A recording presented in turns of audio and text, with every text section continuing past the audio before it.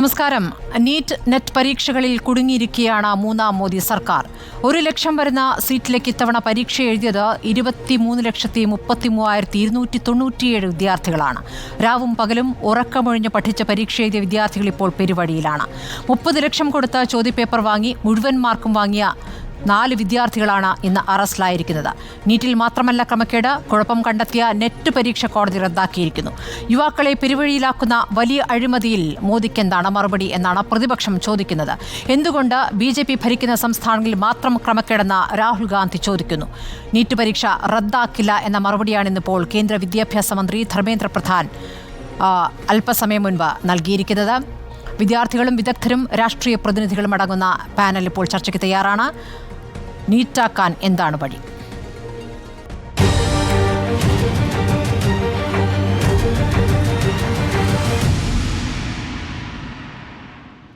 കോൺഗ്രസിൽ നിന്ന് KS ശബരിനാഥൻ, BJPയിൽ നിന്ന് പ്രിൻറ്റു മഹാദേവ്, സൈലം ഡയറക്ടർ ലിജീഷ് കുമാറുണ്ട്.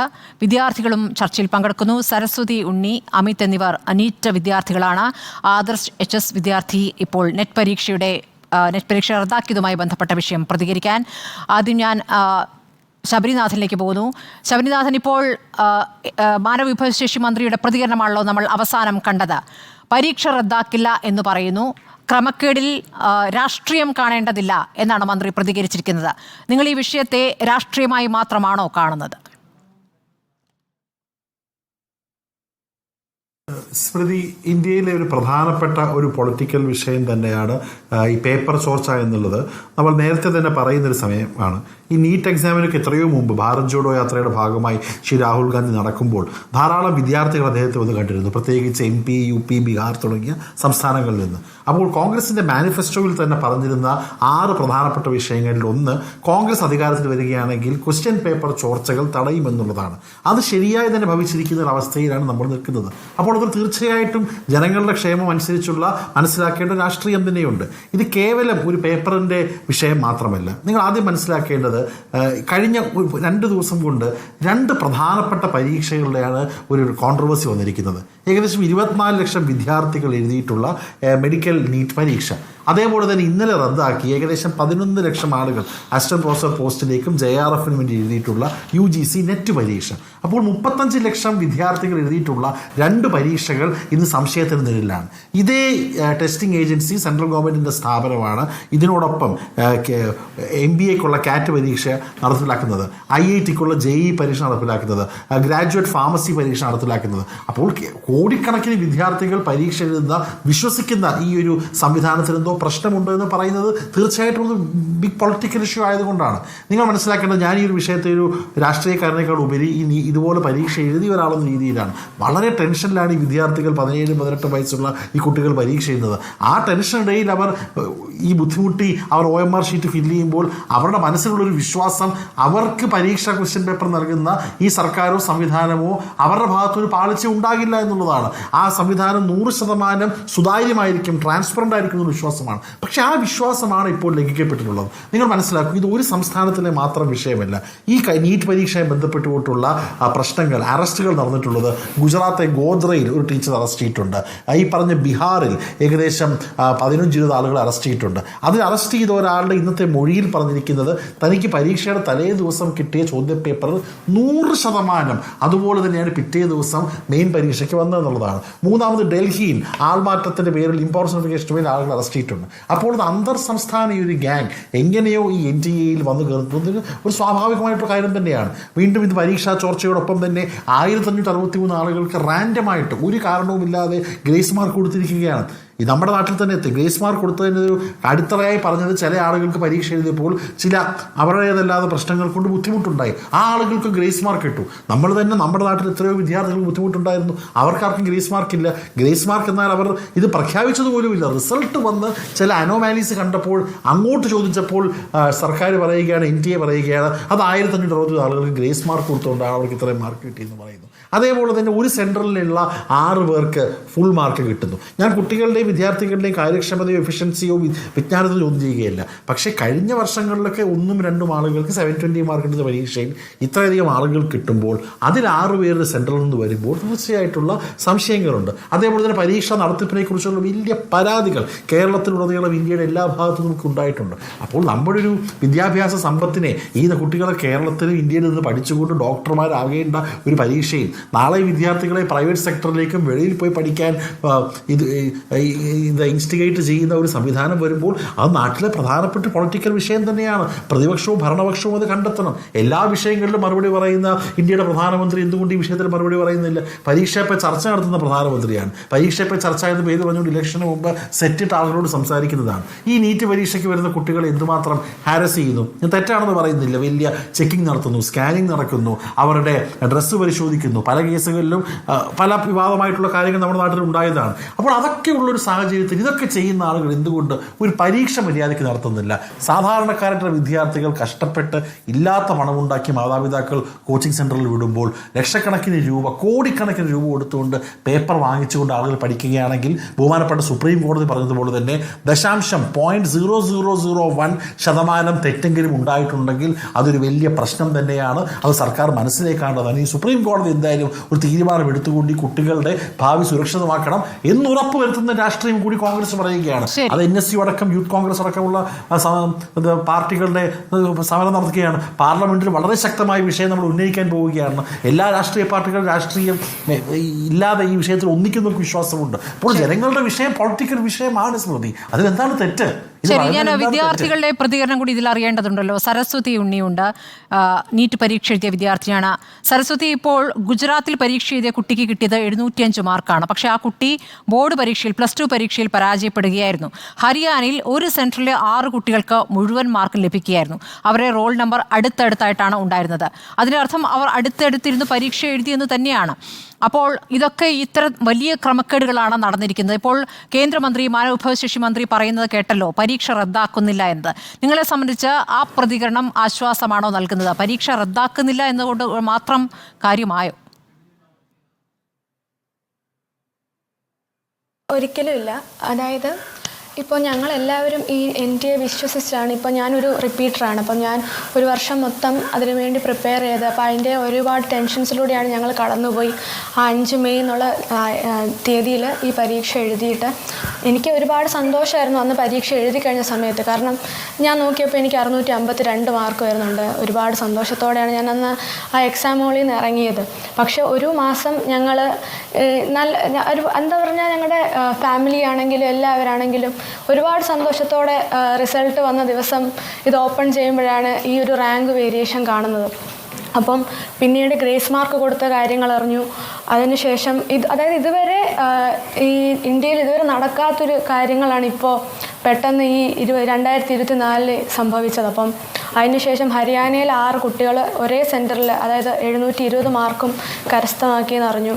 അപ്പം അതൊക്കെ ഒരുപാട് പേപ്പർ ലീക്ക് ഉണ്ട് എന്നുള്ളതും, പിന്നെ അവിടുത്തെ ഇൻവിജിലേറ്റേഴ്സ് തന്നെ അവിടെ ഒരു സെറ്റിംഗ് നടന്നിട്ടുണ്ടെന്നൊക്കെ ഞങ്ങളെ എന്താ പറയുക, ഞങ്ങൾ വിശ്വസിക്കാൻ ഇടയാക്കുന്ന കുറേ സംഭവങ്ങളാണ്. പിന്നെ ബീഹാറിലാണെങ്കിലും ശരി, ഗുജറാത്തിലാണെങ്കിലും ശരി, ഇതെല്ലാം കാരണം ഇനിയിപ്പോൾ റാങ്ക് പട്ടിക എടുത്ത് നോക്കിക്കഴിഞ്ഞാൽ തന്നെ ഇത്രയും അധികം റാങ്ക് വേരിയേഷൻ വന്നിട്ട്, അപ്പം മുന്നിലുള്ള കുട്ടികൾ എന്ന് പറയുന്നത് ടോപ്പ് റാങ്ക് വന്നിട്ടുള്ള കുട്ടികളൊക്കെ ഇനി ഭാവിയിൽ MBBS പൂർത്തിയാക്കിയൊരു ഡോക്ടറായി കഴിഞ്ഞാൽ അത് എന്തൊരു എത്തിക്സ് ഇല്ലാത്തൊരു കാര്യമായിരിക്കും.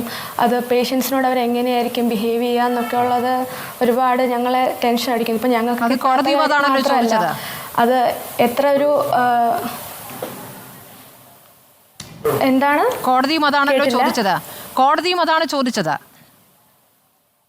അതെ അതെ അതെ അതെ അപ്പം പരീക്ഷ റദ്ദാക്കില്ല എന്ന് പറഞ്ഞത് എന്നെ സംബന്ധിച്ചിടത്തോളം ഇപ്പോൾ ഇതൊരു കറക്റ്റായിട്ട് ഇപ്പോൾ 1563 പേർക്ക് മാത്രമാണ് ഇവർ ഗ്രേസ് മാർക്ക് കൊടുത്തതെന്ന് പറയുന്ന കണക്ക് ശരിയായിരുന്നെങ്കിൽ അവർക്കൊരു റീടെസ്റ്റ് നടത്തിയിട്ട് പിന്നീട് ആ റാങ്ക് ഒന്നുകൂടി റീവാലുവേറ്റ് ചെയ്താൽ മതിയായിരുന്നു. പക്ഷേ ഇപ്പോൾ ഇത്രയോ അധികം പേപ്പർ ലീക്കിൻ്റെ കാര്യം പറയുന്നു.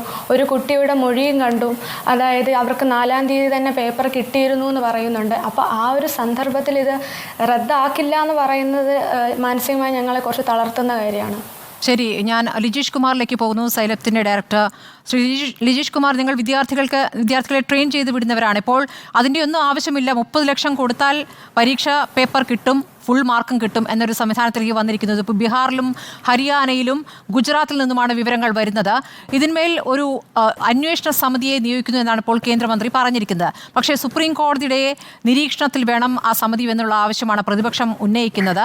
പരീക്ഷ റദ്ദാക്കില്ല എന്നതുകൊണ്ട് മാത്രം കാര്യങ്ങളിൽ ഒരു തീരുമാനമാകുന്നുണ്ടോ? ഇത് ഈ ക്രമക്കേട് ഏത് വഴിയാണ്? ഈ പരീക്ഷ നടത്തിപ്പുകാർക്ക് ഇവരുമായുള്ള ബന്ധം, ഇതൊക്കെ പരിശോധിക്കേണ്ടതല്ലേ? രാജ്യത്തെ പ്രധാനപ്പെട്ട പരീക്ഷകളെല്ലാം നടത്തുന്ന ഒരു ഏജൻസിയെക്കുറിച്ചാണ് നാം ചർച്ച ചെയ്യുന്നത് എന്നത് രാജ്യത്തിൻ്റെ തന്നെ ഭാവിയെ ഏതർത്ഥത്തിൽ അപകടത്തിലാക്കും എന്നതിലൂന്നി വേണം നാം ഗൗരവത്തോടുകൂടി ആലോചിക്കാൻ. ഇന്നിപ്പോൾ ധർമ്മേന്ദ്ര പ്രധാൻ രാജ്യത്തെ മീഡിയകൾ അഭിസംബോധന ചെയ്തുകൊണ്ട് പറയുന്നത് 2 എക്സാമിനേഷനിൽ ക്രമക്കേടുണ്ടായിട്ടുണ്ട്, സിസ്റ്റം റെക്ടിഫൈ ചെയ്യാൻ ഞങ്ങൾ ശ്രമിക്കും, NDA മെച്ചപ്പെടുത്താൻ സമിതി രൂപീകരിക്കും. അപ്പോൾ NDA മെച്ചപ്പെടുത്തേണ്ടതുണ്ട്, സിസ്റ്റം റെക്ടിഫൈ ചെയ്യേണ്ടതുണ്ട് എന്ന് അദ്ദേഹം സമ്മതിക്കുന്നു. ക്രമക്കേടിലാണ് എന്ന് പറഞ്ഞ 2 പരീക്ഷയിൽ ഒരു പരീക്ഷ ഞങ്ങൾ ക്യാൻസൽ ചെയ്തിരിക്കുന്നു, ഒരു പരീക്ഷ ഞങ്ങൾ ക്യാൻസൽ ചെയ്തിരിക്കുന്നു എന്ന് പറഞ്ഞ് രണ്ടാമത്തെ പരീക്ഷ ക്യാൻസൽ ചെയ്യാനോ രണ്ടാമത്തെ പരീക്ഷയിലെ കുഞ്ഞുങ്ങൾ അനുഭവിക്കുന്ന മാനസിക സംഘർഷങ്ങൾ അഡ്രസ്സ് ചെയ്യാനോ ഞങ്ങൾ തയ്യാറല്ല എന്നും, ഒരു പരീക്ഷ ക്യാൻസൽ ചെയ്തു എന്നത് ഒരു ന്യായീകരണമായി ഉന്നയിക്കുമ്പോൾ ഏതർത്ഥത്തിലാണ് പൊതുസമൂഹം അതിനെ കേൾക്കേണ്ടത് എന്നത് എത്ര ആലോചിച്ചിട്ടും എനിക്ക് മനസ്സിലാവുന്നില്ല. അട്ടിമുടി ക്രമക്കേടാണ് രാജ്യത്തെല്ലായിടത്തും ഈ പരീക്ഷയുമായി ബന്ധപ്പെട്ട് നടന്നിരിക്കുന്നത് എന്ന വസ്തുത ഓരോ ദിവസം പോകും തോറും നമ്മുടെ മുമ്പിലേക്ക് വരികയാണ്. ആരോപണമുയർന്ന ആദ്യഘട്ടത്തിൽ അത്തരം ആരോപണങ്ങളിൽ കഴമ്പില്ല എന്ന രൂപത്തിൽ NDAയുടെ പ്രതികരണം ഉണ്ടാവുന്നു. പിന്നീട് ഗ്രേസ് മാർക്കുമായി ബന്ധപ്പെട്ട അബ്നോർമലായ മാർക്കുകൾ 719, 718 ഒക്കെ പോലെ നീറ്റ് എക്സാമിനേഷൻ്റെ മാർക്ക് കണക്ക് വെച്ച് ഒരിക്കലും വരാൻ പാടില്ലാത്ത മാർക്കുകൾ റാങ്ക് ലിസ്റ്റിൽ കാണുന്നതുമായി ബന്ധപ്പെട്ട ആരോപണം ഉയർന്നപ്പോൾ പത്രക്കുറിപ്പിലൂടെ ഞങ്ങൾ ഗ്രേസ് മാർക്ക് കൊടുത്തിട്ടുണ്ട് എന്ന് NDA സമ്മതിക്കും. നമ്മൾ ഓർമ്മിക്കേണ്ടത്, നമ്മൾ മനസ്സിലാക്കേണ്ടത്, പരീക്ഷ നടന്ന് ഒരു മാസത്തിന് ശേഷമാണ് NTA റിസൾട്ട് അനൗൺസ് ചെയ്യുന്നത്. ഇതിനിടയിൽ ഒരു ഘട്ടത്തിൽ പോലും NDA പറഞ്ഞിട്ടില്ല ഇങ്ങനൊരു ഗ്രേസ് മാർക്കിനെ കുറിച്ച്. ഒരു ഘട്ടത്തിൽ പോലും രാജ്യത്തെവിടെയെങ്കിലും പരീക്ഷ വൈകി നടന്നു എന്നോ അതുമായി ബന്ധപ്പെട്ട് കുട്ടികളുടെ ഭാഗത്ത് നിന്ന് പരാതി ഉണ്ടായിട്ടുണ്ട് എന്നോ ആ പരാതി ഈ രീതിയിൽ അഡ്രസ്സ് ചെയ്യാൻ ഞങ്ങൾ തീരുമാനിച്ചിട്ടുണ്ട് എന്നോ NDA പറഞ്ഞിട്ടില്ല. മറിച്ച് ആരോപണമുയർന്നതിന് ശേഷം NDA പറയുകയാണ് ഗ്രേസ് മാർക്ക് കൊടുത്തിട്ടുണ്ട് എന്ന്. ഗ്രേസ് മാർക്ക് കൊടുത്തതിന്മേൽ കോടതിയിൽ കേസുകൾ വന്നപ്പോൾ NDAയുടെ തന്നെ internal auditing committee grace mark കൊടുത്തത് തെറ്റായിപ്പോയി എന്ന് മനസ്സിലാക്കുകയും ഞങ്ങൾ ഇത്ര പേർക്കാണ് ഗ്രേസ് മാർക്ക് കൊടുത്തത്, ആ ഗ്രേസ് മാർക്ക് ഞങ്ങൾ റദ്ദ് ചെയ്യുന്നു, അവർക്കൊരു സെപ്പറേറ്റ് പരീക്ഷ നടത്തുമെന്ന് പറയുന്നു. ഓരോ ദിവസവും സിസ്റ്റത്തിനുമേൽ ഉയരുന്ന ആരോപണങ്ങളെ സമ്മതിച്ച് മാത്രം മുന്നോട്ട് പോവേണ്ട ഒരു ഗതികേടിലേക്ക് പരീക്ഷാ നടത്തിപ്പിൻ്റെ ഏജൻസി വരുന്നു. ഒടുവിൽ ഇന്നലെയാവുമ്പോൾ ബീഹാറിൽ നിന്ന് അനുരാഗ് യാദവിനെ പോലെയുള്ള കുട്ടികൾ ലക്ഷക്കണക്കിന് രൂപ കൊടുത്ത് തലേ ദിവസം തന്നെ ഞങ്ങൾ പേപ്പർ വാങ്ങി എന്ന് പോലീസിന് മുമ്പിൽ കുറ്റസമ്മതം നടത്തുന്നു. അങ്ങനെ പ്രതികരിച്ചേ മതിയാവൂ എന്ന് പറയുന്ന ഒരു ഘട്ടത്തിലാണ് ഇന്ന് ധർമ്മേന്ദ്ര പ്രധാൻ ഇവിടുത്തെ മീഡിയയെ കാണാൻ വേണ്ടി വന്നിരിക്കുന്നത്. 8-ാം തീയതിയിലേക്ക് സുപ്രീം കോടതി വിധി പറയാൻ മാറ്റിവെച്ചിരിക്കുന്ന ഒരു കേസിൽ വിധി പറയാനുള്ളൊരു ശ്രമം, ധൃതി പിടിച്ച് വിധി പറയാനുള്ളൊരു ശ്രമമാണ് ഇന്ന് കേന്ദ്ര ഭരണകൂടത്തിൻ്റെ ഭാഗത്ത് നിന്ന് സത്യത്തിൽ ഉണ്ടായിരിക്കുന്നത്. അതുകൊണ്ട് തന്നെ ഒരു എക്സ്റ്റേണൽ ഓഡിറ്റിംഗ് കമ്മിറ്റി നിലവിൽ വരിക എന്നത് പൂർണ്ണമായും സുപ്രീം കോടതിയുടെ അധീനതയിലാവുക എന്നത് ഇന്ത്യയിലെ തന്നെ ഇത്തരം പൊതുപരീക്ഷകളിൽ വിശ്വാസമർപ്പിക്കുന്ന ലക്ഷക്കണക്കിന് മനുഷ്യരുടെ ആവശ്യം കൂടിയാണെന്ന് ഞാൻ വിചാരിക്കുന്നുണ്ട്. ഇങ്ങനെയല്ല കുഞ്ഞുങ്ങളെ പരീക്ഷിക്കേണ്ടത്, ഇങ്ങനെയല്ല. ഇവരുടെ ഇപ്പോൾ സരസ്വതി തൊട്ടു മുമ്പ് സംസാരിക്കും 652 മാർക്കാണ് ആ കുട്ടിക്ക് കിട്ടിയിരിക്കുന്നത്. നീറ്റ് എക്സാമിൻ്റെ ചരിത്രം മുതൽ ഇതുവരെ നമ്മൾ പരിശോധിച്ചാൽ അതൊരു മികച്ച മാർക്കാണ്. 600 മാർക്കിന് മുകളിൽ മാർക്ക് സ്കോർ ചെയ്ത കുട്ടികൾക്ക് കട്ട് ഓഫ് മാർക്ക് 600, 610 മാത്രം നിന്ന ചരിത്രമുള്ള പരീക്ഷയാണിത്. അതിന് മികച്ച മാർക്കായ 652 മാർക്ക് വാങ്ങിയ ഒരു കുട്ടിയാണ് നമ്മളുടെ മുമ്പിൽ ഇരുന്ന് സങ്കടം പറഞ്ഞുകൊണ്ടിരിക്കുന്നത്. ബീഹാറിലെ കുട്ടിയുടെ മാർക്ക് കണ്ടില്ലേ? ബീഹാറിലെ കുട്ടിയുടെ മാർക്ക് കണ്ടില്ലേ? 705 മാർക്ക് +2 പരീക്ഷയിൽ തോറ്റു.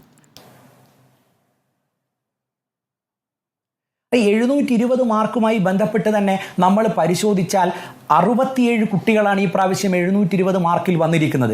ആരോപണം ഉയർന്നതിന് ശേഷം NDA തന്നെ സമ്മതിക്കുന്നു, ആദ്യം റാങ്ക് ലിസ്റ്റ് തയ്യാറാക്കിയപ്പോൾ 17 കുട്ടികളാണ് ഉണ്ടായിരുന്നത്. ഈ 17 പോലും അതിര് കടന്ന നമ്പറാണ് സത്യത്തിൽ. ഈ 17 കുട്ടികളിലേക്ക് 50 കുട്ടികൾ ആഡ് ഓൺ ചെയ്യപ്പെടുന്നത് ഗ്രേസ് മാർക്ക്, അതുപോലെ ഒരു കൺഫ്യൂസ്ഡ് ക്വസ്റ്റ്യൻ്റെ ബോണസ് മാർക്ക്. ഈ രണ്ട് കാര്യങ്ങൾ കൊണ്ട് 50 കുട്ടികളാണ് 720 മുഴുവൻ മാർക്കിലേക്ക് വരുന്നത്.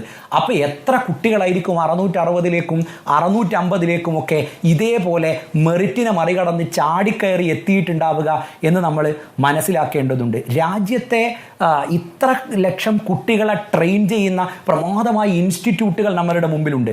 അവരൊക്കെ മൗനം പാലിക്കുന്നു എന്നത് വ്യക്തിപരമായും ഒരു സ്ഥാപനം എന്ന രീതിയിലും ഞങ്ങളെ സങ്കടപ്പെടുത്തുക കൂടെ ചെയ്യുന്നുണ്ട്. കാരണം ഈ കുഞ്ഞുങ്ങളുടെ മാത്രം സങ്കടമല്ല, രാപ്പകൽ കൂട്ടിരുന്നവരാണ് ഞങ്ങളെല്ലാവരും. അതെ, നീറ്റ് മാത്രമല്ല നെറ്റും ഇപ്പോൾ പ്രതിസന്ധിയിലായിരിക്കുകയാണല്ലോ. അപ്പോൾ പരീക്ഷ എഴുതിയ വിദ്യാർത്ഥിയും നമ്മോടൊപ്പമുണ്ട്. ഒപ്പം എല്ലാത്തിനും മറുപടി നൽകാൻ BJP പ്രതിനിധിയും. മടങ്ങിയെത്താം ഇടവേളയ്ക്ക് ശേഷം. ആദർശ് SHലേക്ക് പോവുകയാണ്. ആദർശ്, നെറ്റ് പരീക്ഷ എഴുതി കാത്തിരിക്കുകയായിരുന്നു. ഇന്നലെ ഇപ്പോൾ നെറ്റ് പരീക്ഷ റദ്ദാക്കിയ വിവരം തന്നെ കേന്ദ്ര വിദ്യാഭ്യാസ മന്ത്രാലയം പുറത്തിറക്കി, ആ ഉത്തരവ് പുറത്തിറക്കി. അപ്പോൾ നീറ്റിന് പിന്നാലെ നെറ്റും നിങ്ങളെ സംബന്ധിച്ച് എത്രത്തോളം നിരാശയുണ്ടാക്കുന്നതാണ് ഈ തീരുമാനം? ഈ ഏജൻസിയുടെ വിശ്വാസ്യത തന്നെ ചോദ്യം ചെയ്യപ്പെടുകയല്ലേ?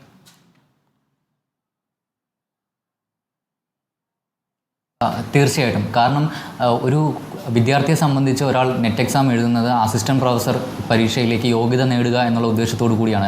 അസിസ്റ്റൻറ്റ് പ്രൊഫസർ തസ്തികയിലേക്ക് യോഗ്യത നേടുക എന്നുള്ള ഉദ്ദേശത്തോടു കൂടിയാണ് പ്രധാനമായിട്ടും. അതുകൂടാതെ ഈ വർഷം മുതൽ PhDക്ക് അഡ്മിഷൻ ലഭിക്കണമെങ്കിൽ കൂടി നെറ്റിന് യോഗ്യത നേടിയിരിക്കണം എന്നുള്ള ഒരു പ്രത്യേക നിയമം കൂടി ഈ വർഷം മുതൽ വരികയുണ്ടായി. അത്തരത്തിൽ PhDക്ക് കയറാൻ ഉദ്ദേശിക്കുന്ന വിദ്യാർത്ഥികൾക്കും അതോടൊപ്പം തന്നെ അസിസ്റ്റൻറ്റ് പ്രൊഫസർ ആവാൻ ഉദ്ദേശിക്കുന്ന വിദ്യാർത്ഥികളെ ഒരേപോലെ ബാധിക്കുന്ന ഒരു സമീപനമാണ് ഇപ്പോൾ നിലവിലുണ്ടായിട്ടുള്ളത്. നമുക്കറിയാവുന്നതുപോലെ 100 കിലോമീറ്റർ വരെ യാത്ര ചെയ്തിട്ടാണ് ഓരോ കുട്ടികളും ഒരു ദിവസം എക്സാം എഴുതാനായിട്ട് പോകുന്നത്. പലതരത്തിലുള്ള ബുദ്ധിമുട്ടുകളെ ഫേസ് ചെയ്ത് മറ്റ് തിരക്കുകളെല്ലാം മാറ്റിവെച്ചുകൊണ്ടാണ് ഇത്തരത്തിൽ വിദ്യാർത്ഥികൾ ഇതിനുവേണ്ടി പഠിക്കുന്നതും അവരുടെ മാസങ്ങളും വർഷങ്ങളും എടുത്തിട്ടുള്ള അധ്വാനത്തിൻ്റെ ഫലമായിട്ടാണ് പല വിദ്യാർത്ഥികളും വരുന്നത്.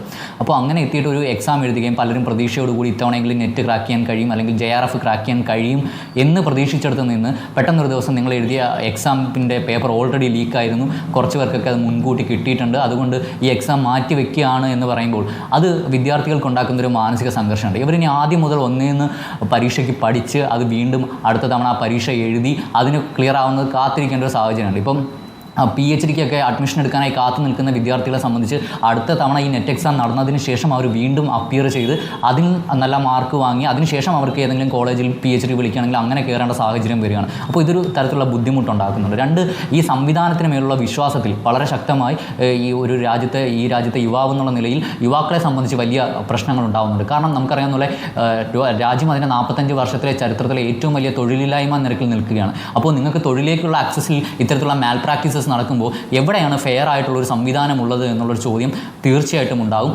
കാരണം നമുക്കറിയാവുന്നതുപോലെ ഈ അടുത്ത് നടന്നിട്ടുള്ള പല കാര്യങ്ങളും നമുക്ക് കാണാൻ കഴിയാത്ത ഫെയർനെസ് എന്ന് പറയുന്ന രാജ്യമാണ്. ഒരു രാജ്യം എന്നുള്ള രീതിയിൽ തന്നെ ഫെയർനെസ് ഇല്ലാതാവുന്ന അവസ്ഥയാണ് നമുക്ക് കാണാൻ കഴിയുന്നത്. ഇപ്പോൾ അഗ്നിവീർ പോലുള്ള സംവിധാനങ്ങൾ കൊണ്ടുവന്ന് പട്ടാളത്തിലേക്ക് കയറണമെന്ന് ആഗ്രഹിച്ചിരിക്കുന്ന യുവാക്കളെ അവരെ തളർത്തിക്കളയാണ്. അപ്പോൾ അതൊരു വശത്ത് അവിടെ നടക്കുന്നുണ്ട്. അതുപോലെ തന്നെ രാഷ്ട്രീയത്തിലേക്ക് ഇറങ്ങാമെന്ന് കരുതിയാൽ അവിടെ നടക്കുന്ന എന്താണ് ഹോഴ്സ് ട്രേഡിംഗ് പോലെയുള്ള കാര്യങ്ങളാണ്. അവിടെ നിങ്ങൾ വോട്ട് ചെയ്ത പാർട്ടി ആയിരിക്കില്ല മിക്കപ്പോഴും അധികാരത്തിൽ വരുന്നത്. അങ്ങനെ വലിയ സംഭവങ്ങൾ അവിടെ നടക്കുകയാണ്. ചണ്ഡീഗഡ് മേയർ പോളിൽ ഇലക്ഷൻ ബാലറ്റുകൾ തന്നെ തള്ളിക്കളയുന്നത് എങ്ങനെയാണെന്നുള്ളത് നമ്മൾ കണ്ടിട്ടുണ്ട്.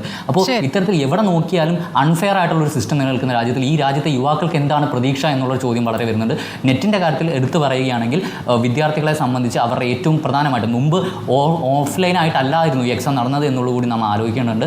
ഓൺലൈനായിട്ട് നടന്നൊരു എക്സാമിനെ ഈ വർഷം ഓഫ്ലൈനായി മാറ്റുകയായിരുന്നു എന്നുള്ളത് പ്രധാനപ്പെട്ട കാര്യമാണ്. അതിനുശേഷമാണ് ഈ പേപ്പർ ലീക്ക് പോലുള്ള കാര്യങ്ങൾ വരുന്നത് എന്നുള്ളതും കൂടി നാം ആലോചിക്കേണ്ടത്. ശരി, പ്രിൻറ്റു മഹാദേവ് മറുപടി നൽകാം. നീറ്റും നെറ്റും ഒക്കെ തന്നെ പ്രതിസന്ധിയിലായിരിക്കുന്നു. കേന്ദ്ര സർക്കാർ എന്ന് പറയുമ്പോൾ മൂന്നാം മോദി സർക്കാർ വലിയ പ്രതിസന്ധിയിലേക്ക് എത്തിയിരിക്കുന്നു എന്നുള്ളതാണ് പ്രതിപക്ഷം ഉന്നയിക്കുന്ന പ്രധാനപ്പെട്ട ആരോപണം എന്നുള്ളത്.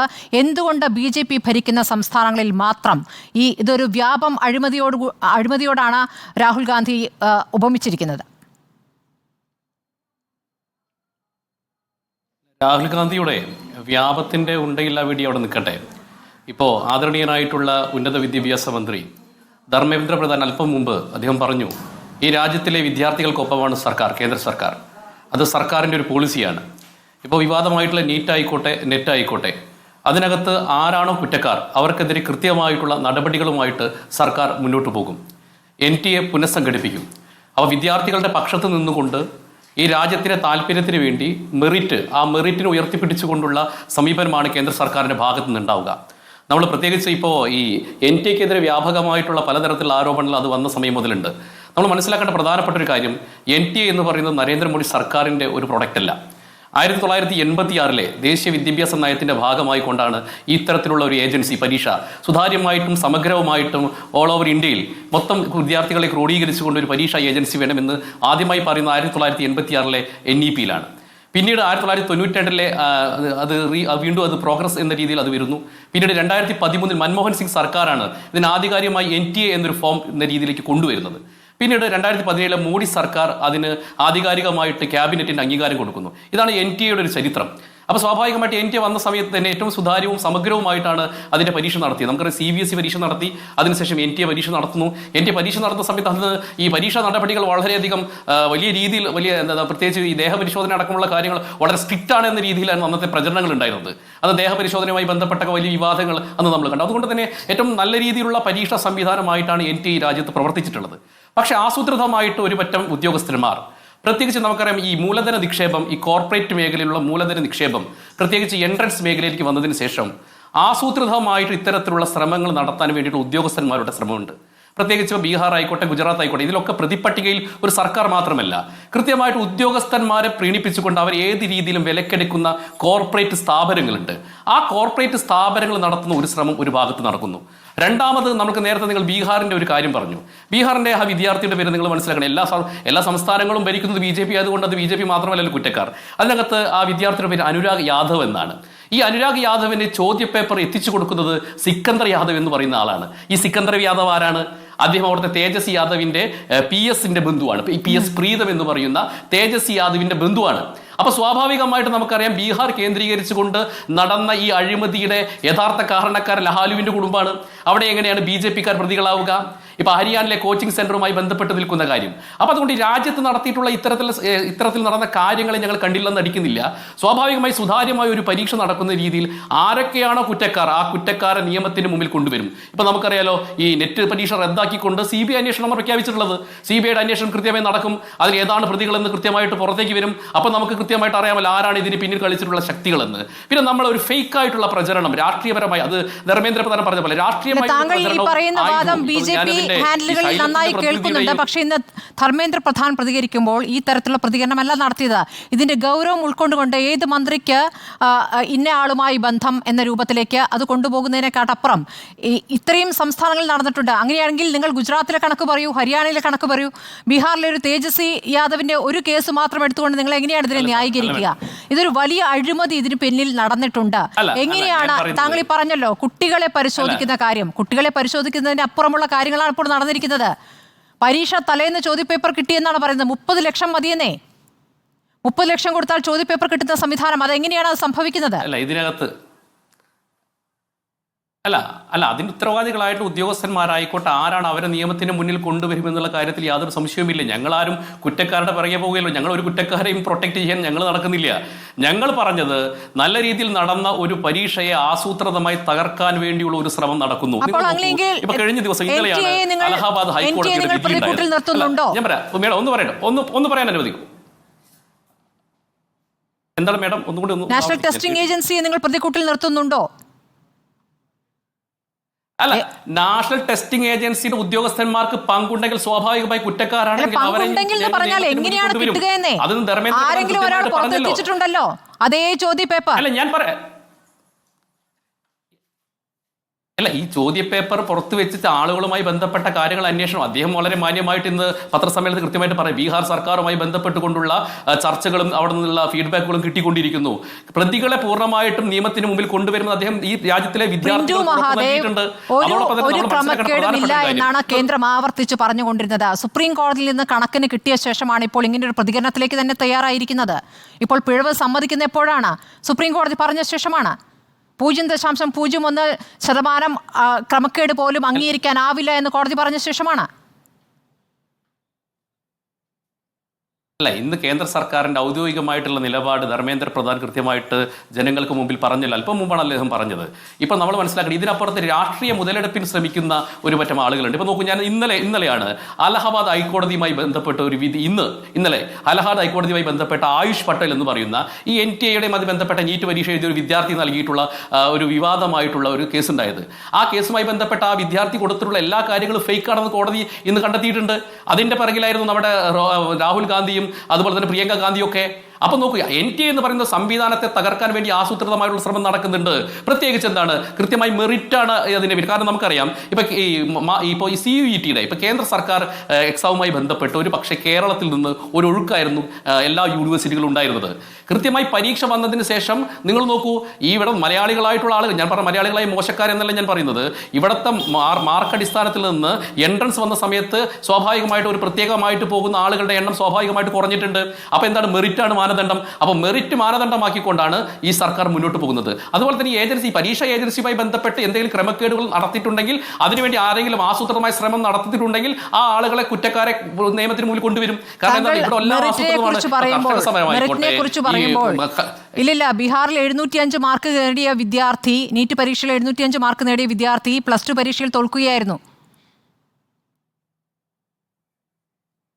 അല്ല മേഡം, ഞാൻ ഈ ബീഹാറിലെ ആ വിദ്യാർത്ഥിയുടെ യഥാർത്ഥ റീസൺ എന്താണുള്ള ഫാക്ട് ഞാൻ കൃത്യമായിട്ട് അല്പം മുമ്പ് അങ്ങയുടെ മുമ്പിൽ പറഞ്ഞല്ലോ. ഈ രാജ്യത്ത് നടന്നൊരു കേസാണ്. എന്താണ്, അവിടുത്തെ ഉപമുഖ്യമന്ത്രിയായിരുന്ന തേജസ്വി യാദവിന്റെ PS ആണ് അവർക്ക് ചോദ്യപേപ്പർ കൊടുക്കുന്നത്. അതിന് ഉത്തരവാദി നരേന്ദ്രമോദി. അങ്ങനെയെങ്കിൽ അതൊരു പ്രധാനപ്പെട്ട വാദമായി ഇന്ന് കേന്ദ്രമന്ത്രിക്ക് ഉന്നയിക്കാമല്ലോ.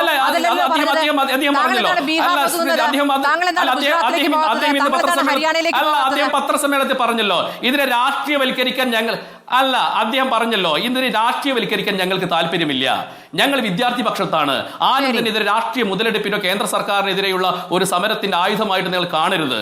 അത് അദ്ദേഹത്തിന്റെ മാന്യതയാണ്. ഒരു രാജ്യം നേരിടുന്ന പ്രധാനപ്പെട്ട ഒരു പ്രശ്നം, വിദ്യാർത്ഥികളെ ബാധിക്കുന്ന പ്രശ്നം വരുന്ന സമയത്ത് ഒരു പൊളിറ്റിക്കൽ മൂവ്മെന്റ് ഉണ്ടാകുന്നത് അത് ശാശ്വതമായ പരിഹാരമാണ്. അതാണ് ഒരു ഭരണകർത്താവ്. വിദ്യാർത്ഥികൾ പരീക്ഷ എഴുതിയതാണ്.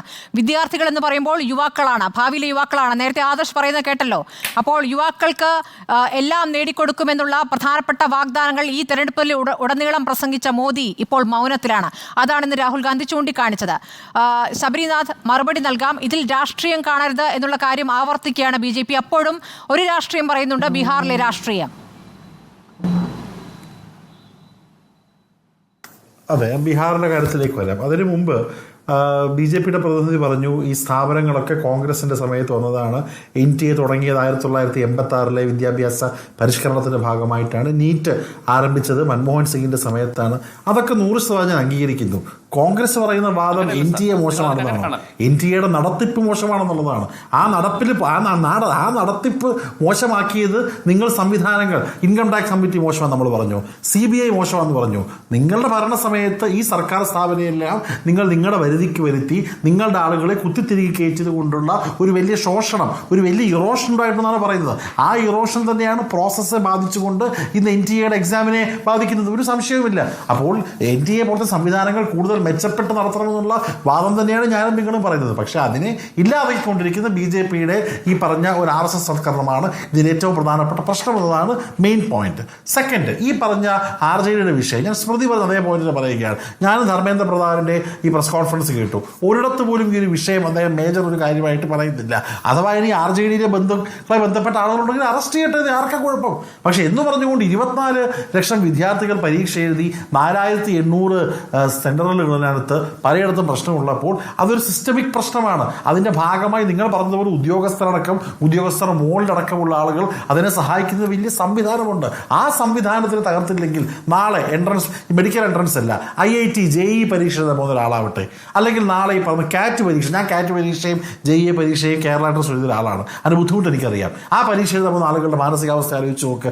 ഈ ഒരു പരീക്ഷയിലൂടെ പാസ്സായി വരുന്ന ആളുകളുടെ ഒരു അവരുടെ ക്രെഡിബിലിറ്റി ആലോചിച്ച് നോക്ക്. അവർ തന്നെ സംശയത്തിലാവുകയാണ്. നമ്മുടെ മുന്നിലിരിക്കുന്ന കുട്ടി അടക്കമുള്ള ആളുകൾ പറഞ്ഞതുപോലെ തന്നെ അവരുടെ വലിയ സെൽഫ് കോൺഫിഡൻസിന്റെ ഒരു ഡാമേജ് ഉണ്ടാകുന്ന ഒരു കാര്യമില്ലേ? ഇത്രയും പഠിച്ചിട്ട് എനിക്ക് നല്ല മാർക്ക് കിട്ടുന്നില്ല എന്നുള്ള ഒരു കോൺഫിഡൻസിന്റെ കുറവുണ്ടാവുകയില്ലേ? അതുകൊണ്ട് ഇന്ത്യയിലെ വിദ്യാർത്ഥികളുടെ ഭാവി മനസ്സിലാക്കിക്കൊണ്ട് ഇത് ചെയ്ത ആളുകൾക്ക് എല്ലാവർക്കും ഇത് നടപടിയെടുക്കണം. അതിനോടൊപ്പം ഈ സംവിധാനം കൂടുതൽ ശക്തമാക്കണമെന്നുള്ള പോയിന്റാണ് പറയുന്നത്. ശരി, ബാക്കിയുള്ളവരിലേക്ക് തിരിച്ചെത്താം. ഇടവേളയ്ക്ക് ശേഷിയാണ്. ആദർശ്, ഇപ്പോൾ BJP പ്രതിനിധി നൽകിയ മറുപടിയോട് എന്താണ് പറയാനുള്ളത്?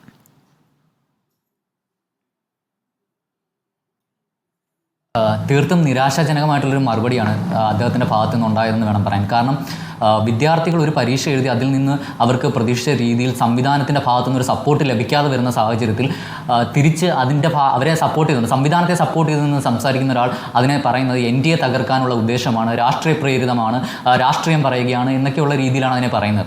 അത് തീർത്തും നിരാശാജനകമാണ്. കാരണം NDA തകർത്തിട്ട് വിദ്യാർത്ഥികൾക്ക് എന്ത് ലഭിക്കാനാണ് എന്നുള്ള ബേസിക് ചോദ്യം അവിടെ ഉന്നയിക്കപ്പെടുന്നുണ്ട്. ആരാണ് NDA തകർക്കാൻ ശ്രമിക്കുന്നത്? ഇത്തരത്തിൽ വ്യാജ പേപ്പർ ലീക്കുകൾക്കും അല്ലെങ്കിൽ ഈ എക്സാമിനെ അട്ടിമറിക്കാൻ ശ്രമിക്കുന്നവരുമാണ് ശരിക്കും NDA എന്ന് പറയുന്ന സംവിധാനത്തെ അട്ടിമറിക്കാൻ ശ്രമിച്ചുകൊണ്ടിരിക്കുന്നത്. വിദ്യാർത്ഥികളുടെ ഭാഗത്ത് ഇദ്ദേഹം ഇവിടെ ആദ്യം മുതൽ അവസാനം വരെ പറഞ്ഞത് ഇത് രാഷ്ട്രീയവൽക്കരിക്കാൻ ശ്രമിക്കുന്നു എന്നുള്ളതാണ്. ആരാണ് ഇതിനകത്ത് രാഷ്ട്രീയം കാണാൻ ശ്രമിക്കുന്നത് എന്നുള്ളതും കൂടി നാം നോക്കണം.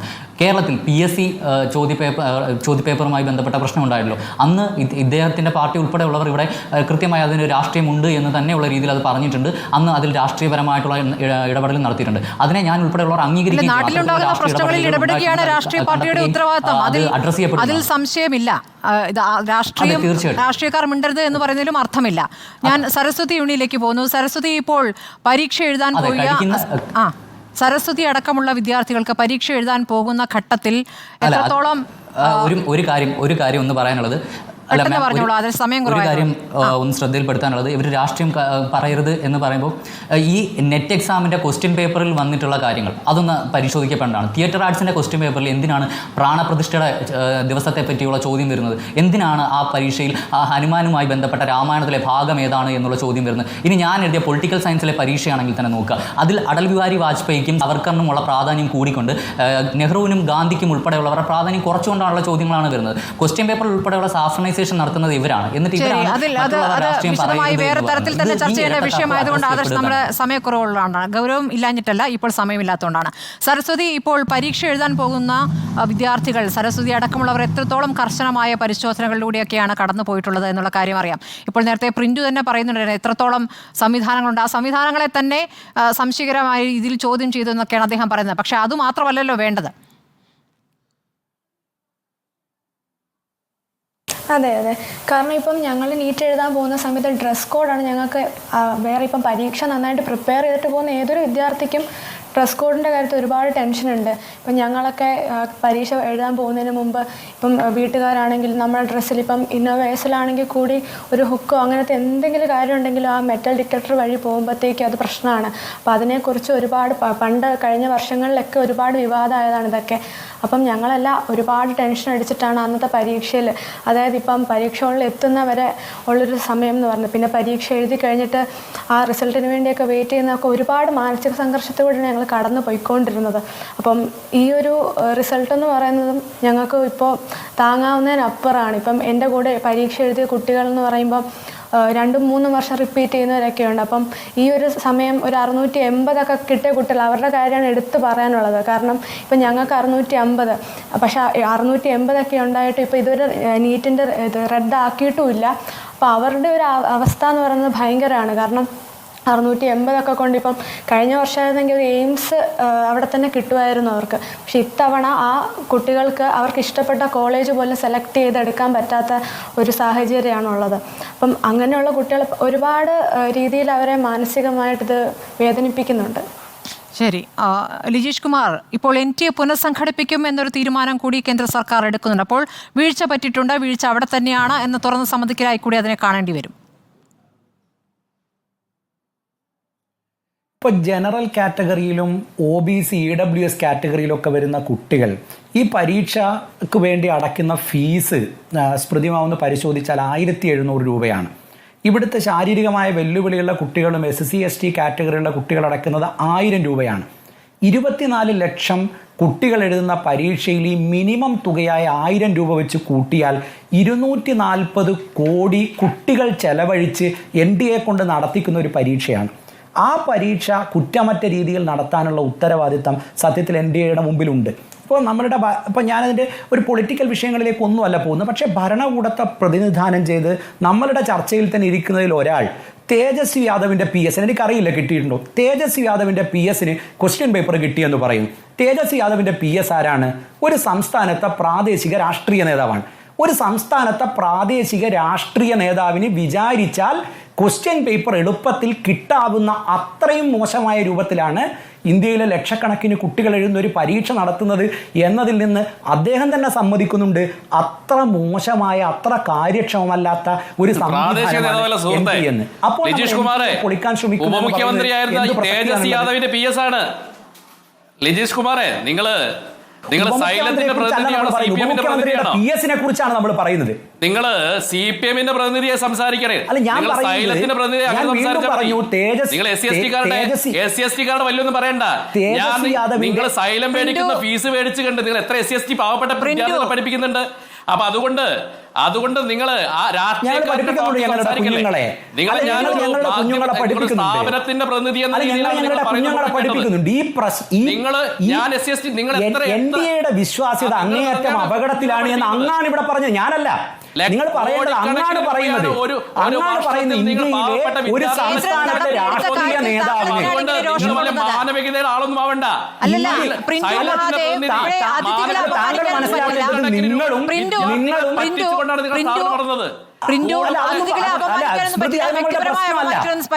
അത് നമ്മളുടെ പ്രശ്നം അല്ല. അദ്ദേഹം പൊളിറ്റിക്സ് സംസാരിക്കണേ. വ്യക്തിപരമായ അധിക്ഷേപത്തെ ഞാൻ ഏറ്റെടുക്കാനും തയ്യാറാണ്. എന്റെ പ്രശ്നം ഞാനല്ല.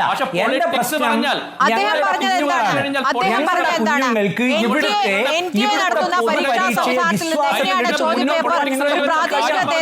പ്രാദേശിക നേതാവെന്ന് വെച്ചാൽ പ്രാദേശിക രാഷ്ട്രീയ പാർട്ടിയല്ലേ RJD? എങ്ങനെയാണ് അവിടെ എത്തുന്നത്? കുഞ്ഞുങ്ങൾ ഇപ്പൊ എന്റെ കൂടെ ഇരിക്കുന്നത് ഇപ്പൊ സരസ്വതിയെ പോലെയുള്ള ഇന്ത്യയിലെ 24 ലക്ഷം കുഞ്ഞുങ്ങൾ വിശ്വസിക്കുന്ന ഒരു ഉത്തരവാദിത്തം NDAക്കുണ്ടെന്നേ. 24 ലക്ഷം കുഞ്ഞുങ്ങൾ വിശ്വസിക്കുന്ന ഒരു സംവിധാനത്തിന് അവർക്ക് വേണ്ടി കാര്യക്ഷമമായി പരീക്ഷ നടത്തി കൊടുക്കാനുള്ള ഉത്തരവാദിത്വമുണ്ട്. ഇത് ബീഹാറിലോ ഹരിയാനയിലോ കേരളത്തിലോ ഒന്നുമുള്ള കുഞ്ഞുങ്ങൾക്ക് ഇവിടുത്തെ രാഷ്ട്രീയ പാർട്ടികളുടെ പ്രതിനിധികൾക്ക് ചോർത്തി കിട്ടേണ്ടതല്ല.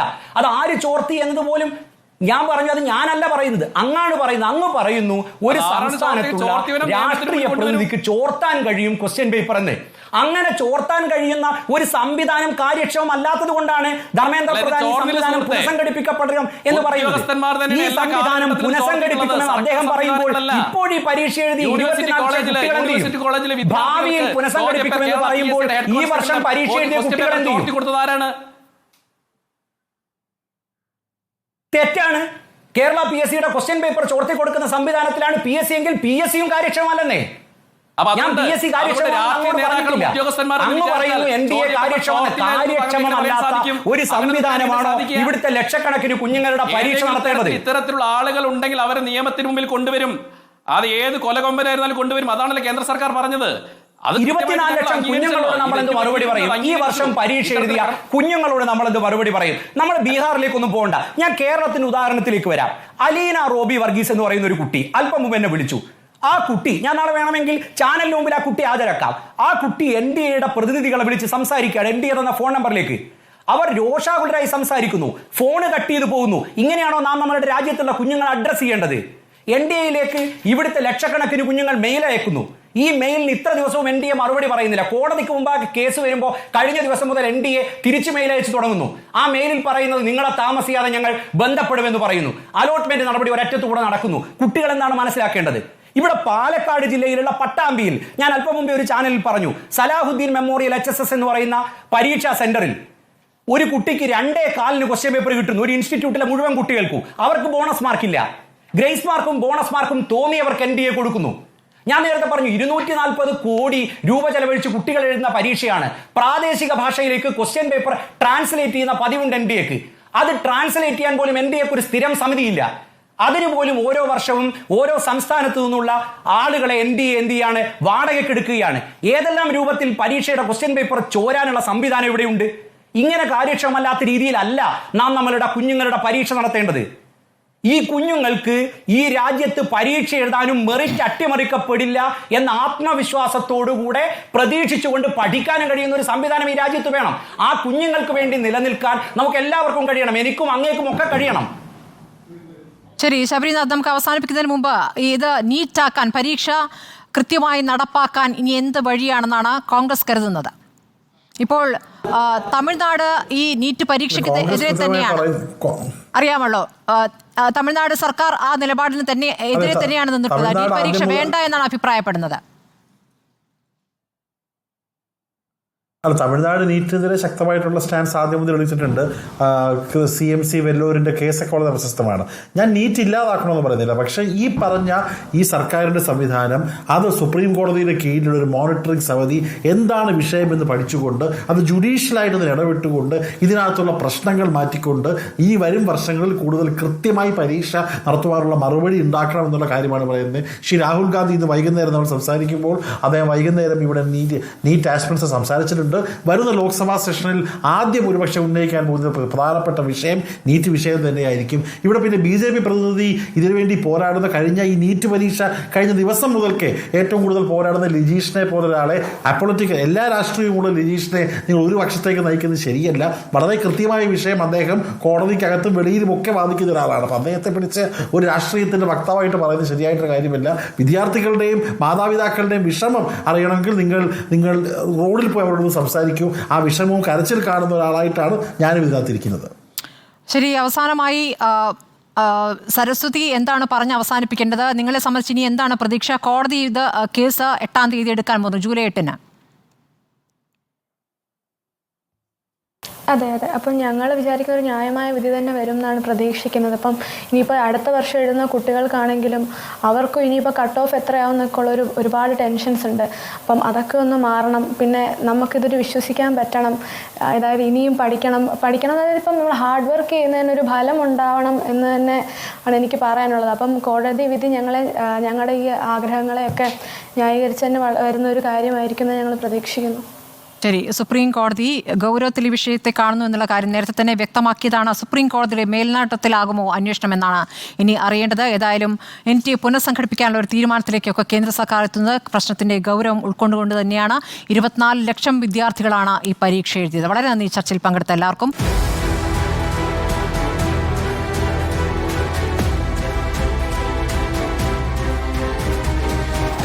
ഡിബേറ്റ് വിത്ത് സ്മൃതി പരുത്തിക്കാട്.